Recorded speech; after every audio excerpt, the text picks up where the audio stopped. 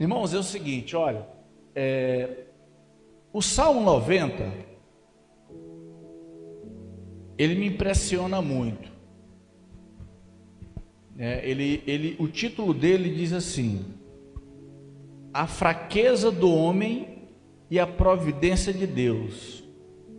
E eu já li Salmo tantas vezes, eu nunca tinha, assim, me passou despercebida essa observação que tem aqui embaixo. E diz assim: oração de Moisés, varão de Deus. Varão de Deus.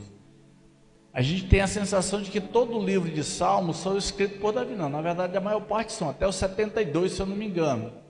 Inclusive, na anotação diz assim: aqui terminam as palavras do servo de Deus Davi, né? Aí começam outros trechos. Explicitamente está dito assim, ó, que esse salmo foi escrito por Moisés. Mas se esse Moisés era o mesmo Moisés lá que escreveu o Pentateuco, o Êxodo, e aí o que eu tive lendo é que as pessoas estudiosas que vão observar o seguinte: o estilo de escrita, o que ele escreveu aqui se bate com a experiência dele. Então não há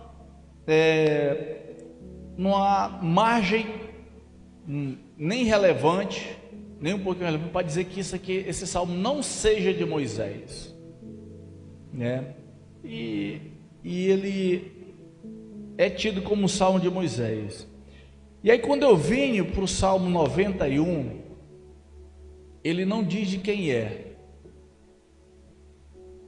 mas eu sempre fiquei inculcado porque sempre me pareceu o mesmo estilo de escrita. Mas sabe quando você está fazendo uma oração, que você diz assim, você está numa oração um pouco triste, reconhecendo os momentos difíceis, né? Reconhece a soberania de Deus, mas você está vendo a situação, descrevendo a situação por uma perspectiva sofrida, de uma prova, de um momento difícil, né? Mas aí rapidamente você muda e diz assim: mas Deus é soberano, Deus está no controle, né? E tal. Esses dois salmos, ele tem essas características. De um para o outro dá uma virada, mas quem escreve é diferente. Quem escreve, digamos, é diferente de outro, mas as duas escritas parecem muito. E irmãos, o que aconteceu comigo, eu já falei aqui na igreja, lá em novembro, mais ou menos por ali, eu atravessei assim um dia muito longo, ou seja, foi um dia de 6 meses praticamente, saindo de um período, assim, inesperadamente, você entra num período de baixa, né? E a gente está aqui na igreja e ninguém percebe, não é verdade? Olha, o pastor estava aqui, talvez os mais íntimos, ou talvez alguns que já observam um pouco, não, aqui tem alguma coisa. O pastor está passando por um momento difícil, mas ele diz: não, pode ser um momento. Mas tem períodos da vida que a gente passa, existem aqueles dias mais longos, não é? Eu passei por um momento longo, uma experiência que eu nunca tinha passado, né? Aliás, eu tenho passado umas experiênciazinhas, né? Covid, mas essa foi diferente, foi outra coisa. E eu relatei aqui que, né, de repente a minha alegria desceu a ladeira. Desceu a ladeira assim inexplicavelmente. Inexplicavelmente não, mas rapidamente, porque eu já sei, né? Eu tomo, né? Eu tenho uma herança de trabalho, eu tomo remédio controlado há muitos anos.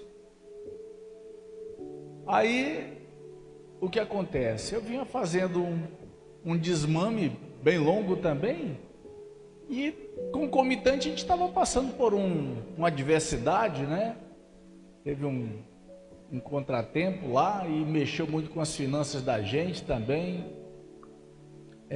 muito drenagem emocional, mas eu achava que eu estava bem, estava lidando com o estresse bem, mas de repente, e eu tinha uma orientação do médico, né? Eu já tinha tentado outras vezes. Ele disse: olha, quando você, se por acaso acontecer, você pega e retoma com medicação, retoma ela um pouquinho mais alta. Eu fiz, só que dessa vez funcionou ao contrário. Aí a coisa que estava ruim ficou pior ainda. Uma angústia no peito, uma coisa assim, muito pesada mesmo. E os alentos eram assim, de instantes por dia. E junto com isso, o mundo não para não, para você se consertar. Tem que continuar trabalhando, tem que acordar, tem que ir lá. Não é? Exatamente. E esses dois salmos aqui foram os salmos que me acompanharam mais fortemente nesse período, por esses dois aqui. E eu dizia assim, no Salmo 90, Senhor, Tu tens sido o nosso refúgio de geração em geração. Você já precisou dizer essa frase alguma vez na sua vida? Mas com certeza já houve um momento que você teve que se apegar com algum trecho da Bíblia e você não consegue orar outra coisa a não ser aquilo, repetir aquilo. Eu dizia: Senhor, Tu tens sido o nosso refúgio de geração em geração. E eu dizia o seguinte: não é só da geração de Israel, geração da minha avó, geração da minha mãe, a mim, a meus filhos.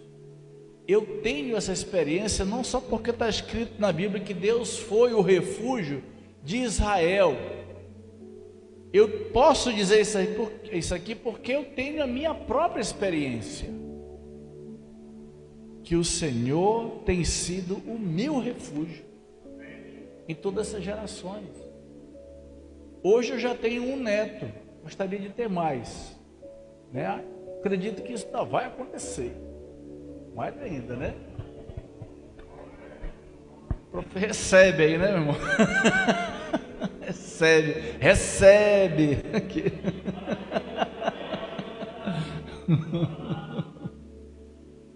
Ora, Sara era o quê? Tinha o quê? 80 anos? Então tá fácil ainda, né, pastor? Tá fácil. Então, irmãos,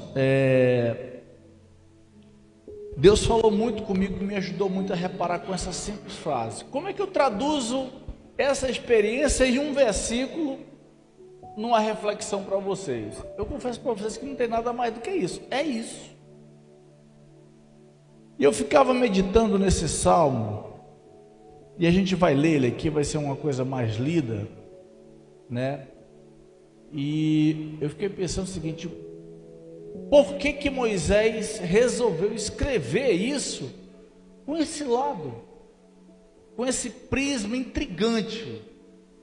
É um salmo intrigante, é um salmo que ele tem uma fala assim, não sei se um pouco raivosa, mas um pouco magoado talvez.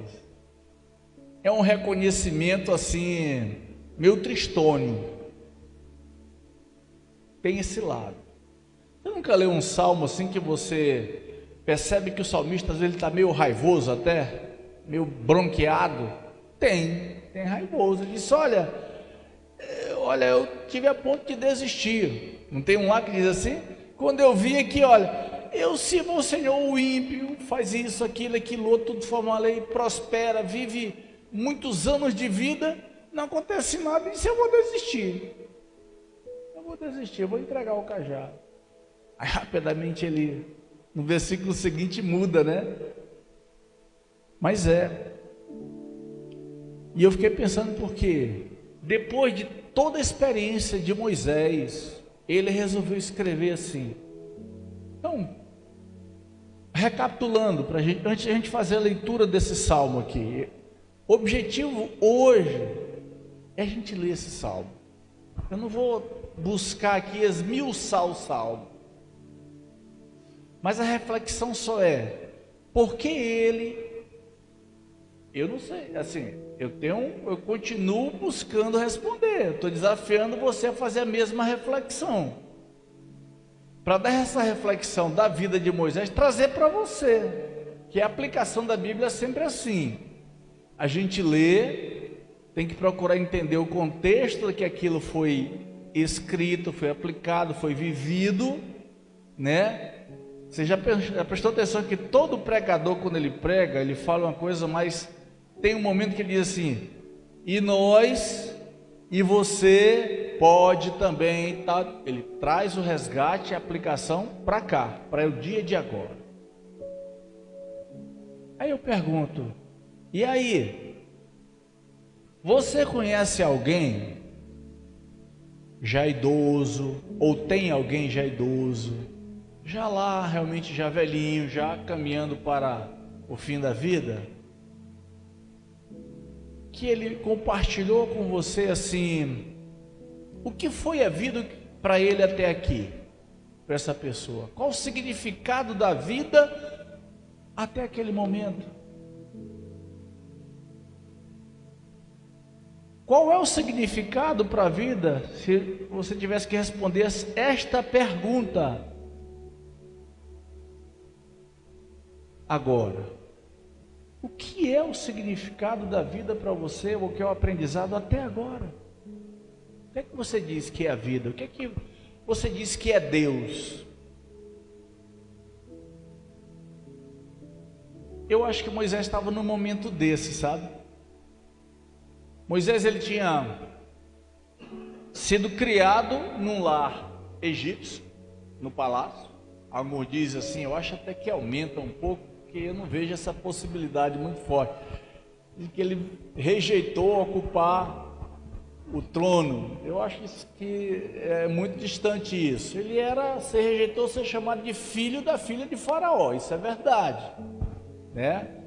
Mas ele tanto hebreu era que mesmo sendo criado lá, os irmãos dele reconheciam que ele era hebreu, sabiam que ele era hebreu. E então, se quem era da nação dele sabia que ele era judeu, ele também sabia que ele era judeu, que ele era hebreu, na verdade, né? Deus o chamou, aí ele passa 40 anos agora vivendo assim num lugar humilde, mas desértico. E foi lá em Midian com o sogro dele. E num determinado momento Deus o chama para liderar uma nação saindo. Aí no deserto, olha as experiências desse homem, no deserto, areia, aqueles lugares áridos, aquelas montanhas que não tem árvore, né? É só barro e pedra, pouca árvore. E aí um povo reclamando 40 anos. 40 anos. Deus, ele passou por experiências poderosas. Quem teve experiências poderosas semelhantes a Moisés? Deus mesmo disse assim, olha, com Moisés eu não falo por interlocutor não, com ele eu falo face a face. Tem alguém na Bíblia que Deus fala essa expressão? Eu não me recordo. Ele disse assim, olha, com esse eu falo face a face. Tal era a intimidade dele. Mar se abriu, água saiu da rocha, e naquele evento, né, ele perdeu a paciência.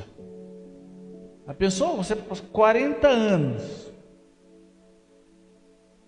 aí Deus tinha dado uma repreensão, uma pena.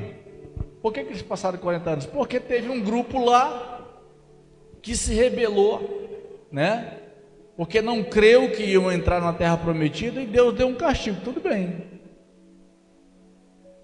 vocês não vão entrar, vamos passar 40 anos até que todo esse povo morra. Já pensou, você recebeu uma sentença de morte, Se tem alguém que tem um tempo determinado para morrer, era esse povo. Então, se você, digamos assim, se você tinha 20 anos, no momento que Deus deu esse mandato, você ia morrer com 60, no máximo. Mas que ia morrer, ia. E Moisés acompanhou tudo isso. Já pensou? Pessoas que se relacionavam com ele, que tinham famílias, e ele viu uma geração inteirinha morrer um após um, desfalecer. Pense nessa experiência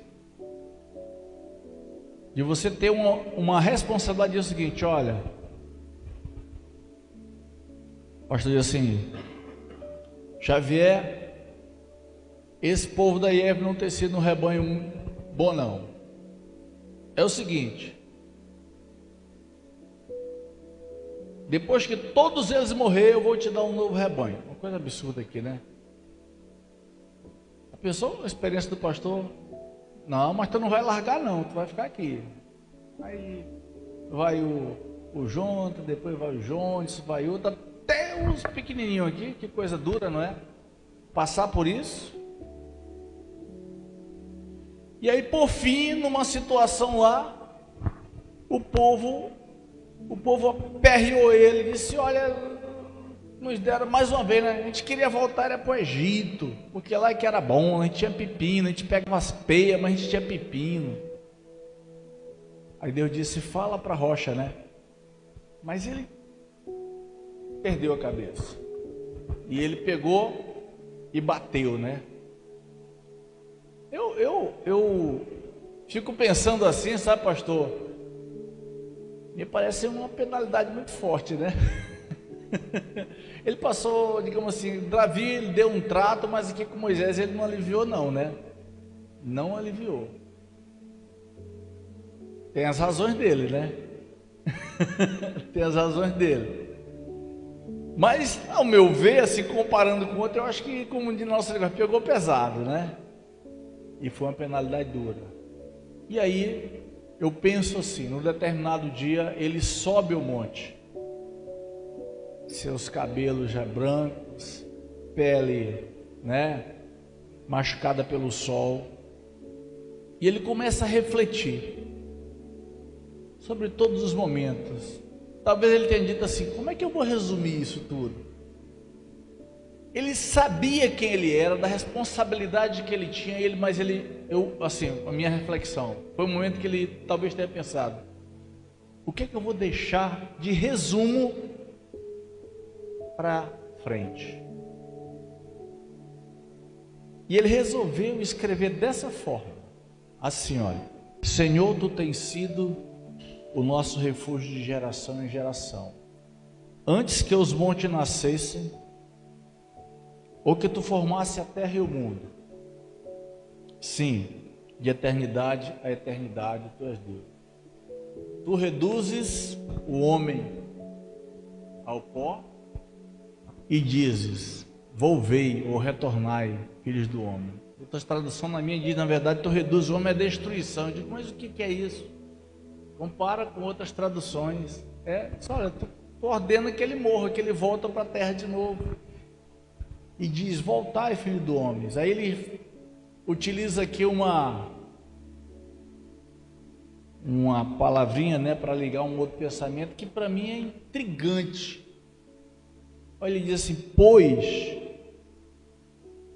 ou seja, em outra tradução diz porque. Aí ele dá uma afirmativa: olha, 1000 anos são aos teus olhos como o dia de ontem que passou e como a vigília da noite. Que experiência ele teve para chegar a essa conclusão? O que ele viu? O que ele experimentou para entender que 1000 anos para Deus são como o dia de ontem que passou? É uma frase, mas é uma afirmação aqui que ele teve. Ele não estava brincando. E aí, se eu começo a explorar mais isso aqui, né? Quando eu olho ali para a primeira parte de Gênesis, e vendo como os rabinos, né, os cristãos messiânicos, judeus messiânicos, né, que são os judeus que se convertem, né, a Jesus Cristo. E eu assistia muito o pastor Marcelo e o filho dele, que é o Mateus Andona, mas eu gosto mais do pai, o Marcelo. E ele diz assim, olha, lá em Gênesis, no princípio criou Deus os céus e a terra era sem forma e vazia, né? Ele diz, está errado, isso não era assim. No princípio criou Deus os céus e a terra veio a ficar sem forma e vazia. Diz que a tradução correta é assim. Ele critica muito a tradução do Almeida, sabe? Aí ele diz assim, no primeiro dia,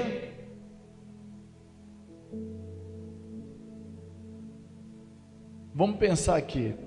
Aí Deus diz assim, Deus criou, haja luz, né? Aí ele criou a terra, com planta, com animais. Aí Moisés, escrevendo isso, diz, espera aí, vai com calma aqui. O Senhor está dizendo que em um dia, o Senhor fez nascer uma árvore, ela cresceu, dá fruto, fez nascer um monte de animal, o Senhor espalhou a terra, separou a água, a terra da água, já botou planta, ficou tudo sequinho, assim, 3 dias? Não pode ter sido em 3 dias. Primeiro que não existia nem sol, né, nos primeiros dias. Mas o fato é que ele diz aqui, porque 1000 anos são os teus olhos como o dia de ontem que passou e como a vigília da noite. Olha isso aqui, tu os levas como corrente de água, são como um sono, são como a erva que cresce de madrugada cresce e floresce, à tarde corta-se e seca. Pois somos consumidos pela tua ira e pelo teu furor somos angustiados. Não é tristonho isso aqui? Não é uma visão assim chateada, não é?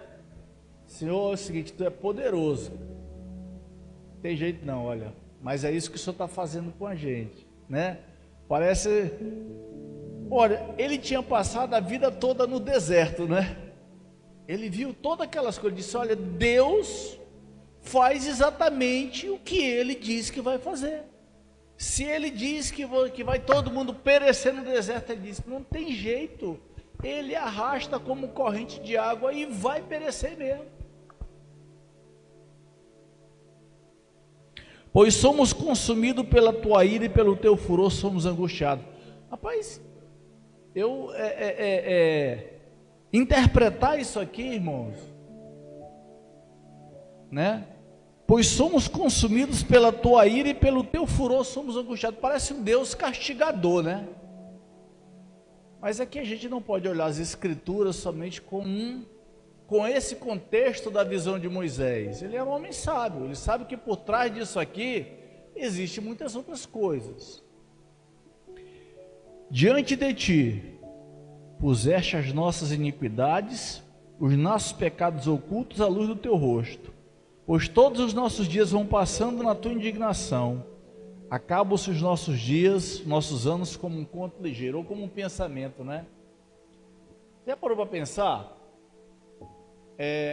Que depois que a coisa passa, por mais longo que ela seja, ela é só uma frase? A experiência do pastor aqui, desde a conversão dele, até ele vir para Manaus, né? Começar um trabalho, pastor aqui na igreja, veio outro pastor de fora, passou um tempo, depois ele assumiu o pastorado. Isso foram o quê? Quantos anos? Uma jornada aí de 1 a 10 anos, até mais ou menos essa fase inicial. 7 anos. 7 anos são 12 vezes 7. Mas foi quanto tempo dito assim, em uma frase, em um pensamento? Hoje, Por exemplo, né? Jones, você passou por aquela experiência. Você deve ter sentido dores, a sensação de estar no hospital. Hoje, quando você lembra, você sente a dor? Sente nada? Se tivesse, tu não estava aqui, tu estava lá, ia ser hospitalizado de novo. A gente tem a lembrança que teve dor, mas a dor mesmo não sente, ela é só um pensamento, é uma lembrança. Tudo que passa é um pensamento. Passou, né? Olha só o que ele diz aqui. A duração da nossa vida é de 70 anos. Se alguns pela sua robustez chegam a 80, o melhor deles é canseiro e enfado, pois passa rapidamente e nós voamos. Alguém pode dizer, está vendo? Ele errou. Porque eu conheço várias pessoas que vivem mais do que 80 anos. Uma interpretação que eu já vi aqui sobre isso é, primeiro, isso aqui era um momento. Porque Moisés mesmo, ele viveu mais do que 80 anos, né? 120. E a melhor interpretação disso aqui é, a velhice chega para todos. Vai chegar, irmão. Tá? E glória a Deus se ela chegar. Porque é o seguinte, ó, existem duas coroas, tá? Existem duas coroas que Deus dá para todo homem, no sentido espécie humana, independente de ser filho dele ou não. Sabe o que são? Duas coroas. Uma é o cabelo branco. Ele chama isso de coroa de honra. Tem gente que quer pintar cabelo, eu não pinto não, mas também não acelero. E a outra mas ele faz negócio da coroa de honra, ele faz um detalhe, pastor. Ele diz assim: coroa de honra são as cães daqueles que servem o Senhor, né? Então você pode ter o seu cabelo branco e ela ser só um cabelo branco. E o filho dos filhos? Também a coroa de honra. Quem vê, quem alcança os filhos dos filhos, coroa de honra. E olha, o profeta Xavier já falou aqui, né? Repetiu a afirmativa de um povo aí que diz o seguinte: nós vamos ganhar o mundo tendo filho, enquanto nós do Ocidente já estamos partindo para criar pai de pet, né, os Ezequias? Os árabes têm 1, 2, 3, e com cada esposa ele tem 4, 5 filhos. E ele diz: nós vamos, e nesse ritmo vai ganhar mesmo. Vai mesmo, não tem como segurar. Aí a gente cria aqui uma cultura e diz assim: tá muito difícil, não posso ter filho. Olha como é um negócio perigoso. Não posso. E de fato é difícil mesmo. Mas olha só a bronca que a gente está deixando para casal que tem um filho só. Vai ser um cuidando de 2 idosos. Pensa nisso aí. Então, meu filho, tu que é filho único, te prepara, tá? Te prepara, porque você vai receber a herança, mas também vai receber a herança, tá? Olha, irmãos, aí ele diz assim: olha, quem é que conhece o poder da tua ira e a tua cólera segundo o temor que te é devido? Ensina-nos a contar os nossos dias de tal maneira que alcancemos coração sábio. Várias vezes isso aqui já foi dito. E por fim, ele muda e começa a fazer uma súplica, né? Diz: olha, sacia-nos de madrugada com a tua benignidade, para que nos regozijemos e nos alegremos todos os nossos dias. Alegra-nos pelos dias em que nos afligistes e pelos anos em que vimos o mal. Apareça a tua obra aos teus servos e a tua glória sobre os teus filhos. E seja sobre nós a graça do Senhor, nosso Deus, e confirma sobre nós a obra das nossas mãos. Sim, confirma a obra das nossas mãos. Então, aqui, uma oração, uma intercessão, um prisma, né, de como Moisés resolveu deixar um relato, uma conclusão, uma perspectiva de como foi a sua experiência. Aí a gente para aqui e diz assim, rapaz, ele teve uma conclusão muito sofrida, meio amarga, né? Ele enxerga Deus como alguém que tem a mão pesada. Parece que a gente veio aqui para cumprir um castigo, né? Merecido, mas estamos aqui só para sofrer. Deus leva a gente para onde a gente quer, Ele faz o que Ele quer. Pode parecer isso, mas vamos nos lembrar o seguinte: isso tudo que acontece antes de estar acontecendo é porque teve uma causa antes. É o nosso livre-arbítrio. As nossas decisões é que nos levam a cair na consequência, que é a ira de Deus. E aí, mano, o remédio só é arrependimento. Mas para finalizar, queridos, já estamos faltando 5 minutos aqui. Olha o tom como muda. Ele começa a escrever o Salmo 91. Olha como a diferença. Aquele que habita no esconderijo do Altíssimo, a sombra do Onipotente descansará, né? Direi do Senhor, Ele é meu Deus, meu refúgio, nele confiarei. Porque Ele te livrará do laço do passarinheiro e da peste perniciosa. Ele te cobrirá com suas penas, e debaixo das suas asas estarás seguro. Ele diz assim, olha, 1000 cairão ao meu lado, 10.000 ao teu direito, mas tu não serás atingido. Somente com teus olhos olharás e verás a recompensa do ímpio, né? Mal algum, praga alguma chegará à tua tenda, né? Por quê? Por quê? Ele diz, porque você fez do Senhor o teu refúgio, do Altíssimo a tua habitação. Aí ele diz assim, lá mais à frente, olha, porque você me conhece. Para quem conhece a Deus, ele diz, olha, porque tão encarecidamente me amou, também eu o livrarei, eu o colocarei num alto retiro, num lugar seguro, porque conhece meu nome. Ele me invocará e eu lhe responderei. Estarei com ele na angústia, livrá-lo-ei e o glorificarei. Lhe darei abundância de dias e lhe mostrarei a minha salvação.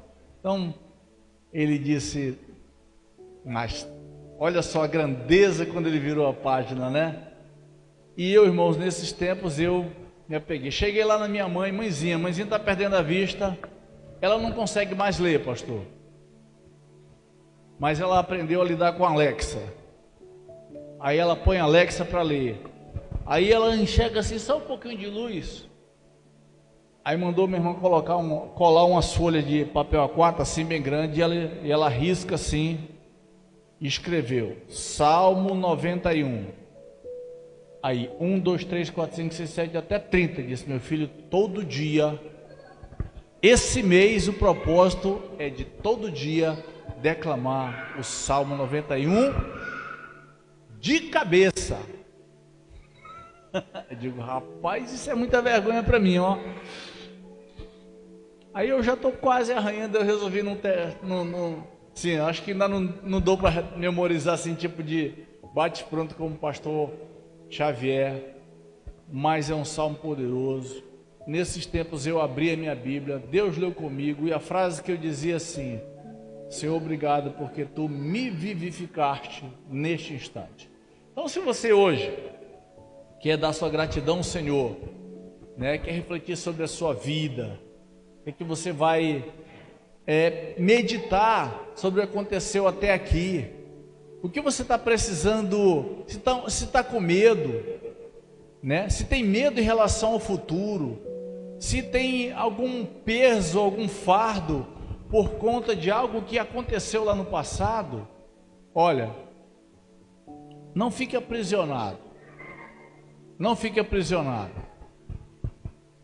Aqui o salmista está dizendo que nós podemos nos refugiar num Deus que tem o poder sobre todas as coisas. Ele, debaixo dos seus olhos não existe nada que esteja oculto. Ele disse que estará conosco na angústia. Ele vai nos livrar, vai nos glorificar, né? Ele vai nos sarar e vai nos mostrar a sua salvação.